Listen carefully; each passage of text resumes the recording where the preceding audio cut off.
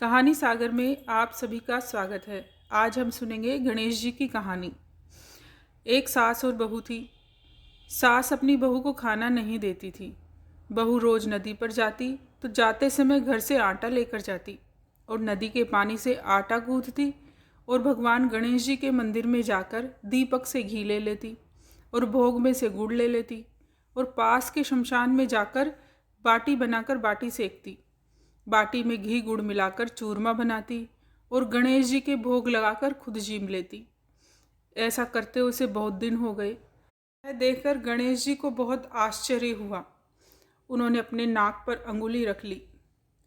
अब बहू तो घर आ गई, परंतु जब दूसरे दिन मंदिर के पट खुले तो लोगों ने देखा कि गणेश जी अपनी नाक पर अंगुली रखे हुए हैं। तो यह सब देखकर मंदिर में लोगों की भीड़ इकट्ठी हो गई। गांव के लोगों ने हवन पूजा की, सब तरीके के उपाय किए, परंतु गणेश जी ने अपनी अंगुली नहीं उतारी। तब सारे गांव में कहलवा दिया गया कि कोई भी जो गणेश जी के नाक से अंगुली हटवाएगा उसे राजा जी सम्मानित करेंगे तथा बहुत सा धन देंगे। बहू ने सास से कहा, सासू जी मैं कोशिश करूं। तब सास बोली, इतने बड़े बड़े पंडित विद्वान कोशिश कर लिए तो तू क्या कर लेगी। तब बहू नहीं मानी और मंदिर के अंदर चली गई। सब लोग मंदिर के बाहर एकत्रित हो गए। बहू घूंघट निकालकर अंदर गई, पर्दा लगाया और गणेश जी से हाथ जोड़कर बोली, हे विघ्नकर्ता, मैं मेरे घर से आटा लाई, लोगों का चढ़ाया घी गुड़ लेती, शमशान में बाटी सेकती, उसमें आपको क्या आपत्ति हुई।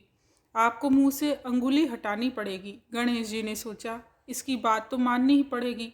इसने पहले मेरे भोग लगाया, यह तो मेरी भक्त है। गणेश जी भगवान ने अंगुली हटा ली और बहू को आशीर्वाद दिया कि इस गांव में सभी प्रेम से रहेंगे। बहू मंदिर से बाहर आ गई। अब सब गांव वालों ने कहा, बहू तूने अंगुली कैसे हटवाई, तू कोई जादूगरनी है।